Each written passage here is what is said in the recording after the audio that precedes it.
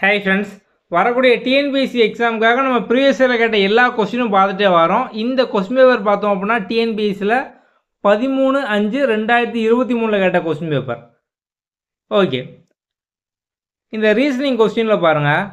D = 4, cover = 63, what is the value of basis அப்படின்ட்டு இருக்காங்க. Okay, இங்கே பார்த்தோம் அப்படின்னா டிஏ 4 அப்படிங்காங்க, கவரை 63 அப்படிங்காங்க.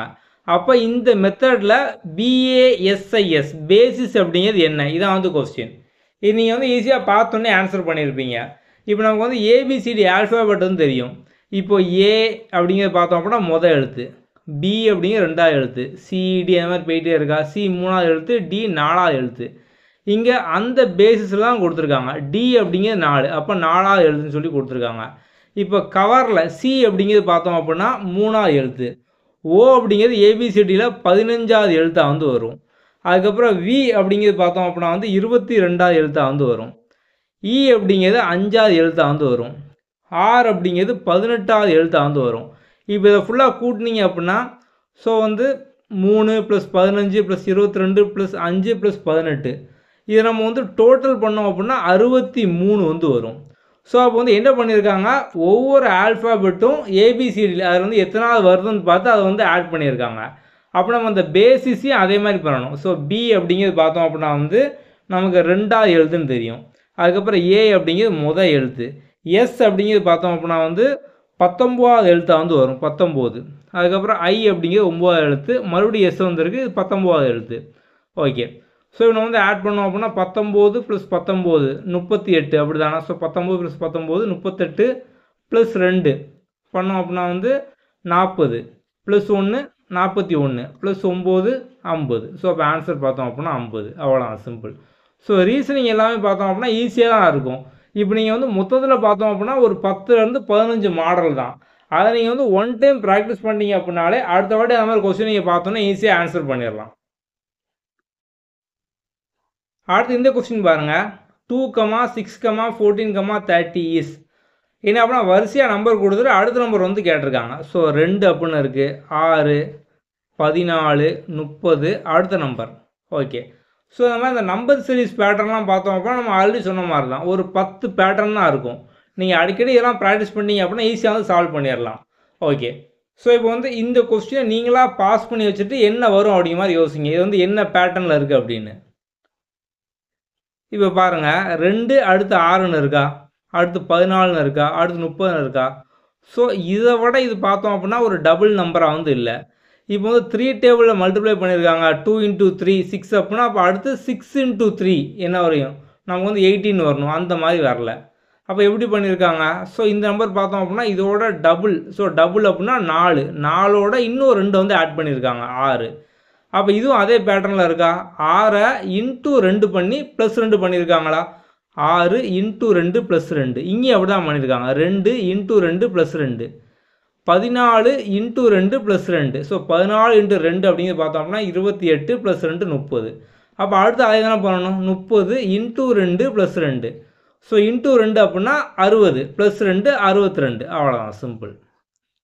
ஸோ ரீசனிங்கை பொறுத்த வரைக்கும் ஒரு சில பேட்டர்னா ரிப்பீட்டடாக கேட்பாங்க. நீங்கள் இந்த மாதிரி கொஸ்டின்லாம் ஃபஸ்ட் டைமாக பார்க்கிங்க அப்படின்னா கண்டிப்பாக வந்து உங்களுக்கு சால்வ் பண்ண முடியாமல் ஸோ ஒவ்வொரு கொஸ்டின் ஒவ்வொரு மாதிரி தான் நம்ம வந்து எப்படி சால்வ் பண்ண முடியும் அப்படிலாம் வந்து தோணும். ஆனால் இதை ஆக்சுவலாக பார்த்தோம் அப்படின்னா ரிப்பீட்டடாக ஒரு சில பேட்டர்னில் தான் கேட்பாங்க. நீங்கள் இந்த மாதிரி வந்து நிறைய ப்ரீவியஸ் இயர் கொஸ்டினை சால்வ் பண்ணும்போது உங்களுக்கு வந்து எல்லாமே ஆட்டோமேட்டிக்காக தெரிஞ்சிடும். அடுத்த கொஸ்டின் பாருங்கள். The area of a rhombus 100 cm². Then the length of one diagonal is 8 cm. Find the length of other diagonal. Okay, so இப்போ ஏரியா ஆஃப் ராம்பஸ் வந்து 100 cm அப்படின்ட்டாங்க. அதுக்கப்புறம் லென்த் ஆஃப் ஒன் டயகனல் பார்த்தோம் அப்படின்னா 8, இன்னொரு diagonal தான் வந்து கேட்காங்க. இந்த ராம்பஸ் ஏரியா ஃபார்முலா என்னென்னு பார்த்தோம் அப்படின்னா area of rhombus = ½ d1 × d2. So இங்கே d1 அப்படிங்கிறது பார்த்தோம் அப்படின்னா வந்து டயகனல். இப்போ இங்கே வந்து ஏரியா ஆஃப் ராம்பஸ் நமக்கு வந்து ஏரியா ஆஃப் ராம்பஸோட வேல்யூவே கொடுத்துட்டாங்க 100 அப்படின்னு. அப்போ 100 = ½ டயகனல். ஸோ வந்து ராம்பஸ்க்கு பார்த்தோம் அப்படின்னா 2 டயகனல் வந்து இருக்கும். இங்கே பார்த்தோம் அப்படின்னா 1 8 அப்படின்ட்டாங்க. இன்னொன்று தான் நம்ம வந்து கண்டுபிடிக்கணும். அப்போ நம்ம வந்து இன்னொரு டயகனலை அப்படியே வச்சுக்கலாம், d2ன்னு. இதை அடித்தோம் அப்படின்னா 4 ஆகும், இதை அடித்தோம் அப்படின்னா 25 வந்து ஆகும். ஸோ அப்போ இன்னொரு டயகனல் பார்த்தோம் அப்படின்னா 25, அவ்வளோதான், simple. So area for rhombus நமக்கு என்ன வரும், half d1 into d2, அவ்வளோதான், சிம்பிள். அடுத்த கொஸ்டின் பாருங்க, கீழ்கண்ட தொடரில் எத்தனை 4 என்ற எண்ணுக்கு முன்னால் 7 என்ற எண்ணும் உடனே தொடர்ந்து 3 என்ற எண் வராமலும் இருப்பதை காணுக. How many 4s are there in the following series which are just preceded by 7 but not immediately followed by 3? Okay, so இப்போ வந்து என்ன அப்படிங்க பார்த்தோம் அப்படின்னா வந்து இப்போ 4 அப்படிங்கிற நம்பர் வந்து இருக்குது. ஸோ வந்து இப்போ இந்த 4 அப்படிங்கிற எண் இருக்கா, 4 என்ற எண்ணுக்கு முன்னால் பார்த்தோம் அப்படின்னா வந்து 7 வந்து வரணுமா, உடனே தொடர்ந்து 3 என்ற எண் வராமலும் வந்து இருக்கணுமா.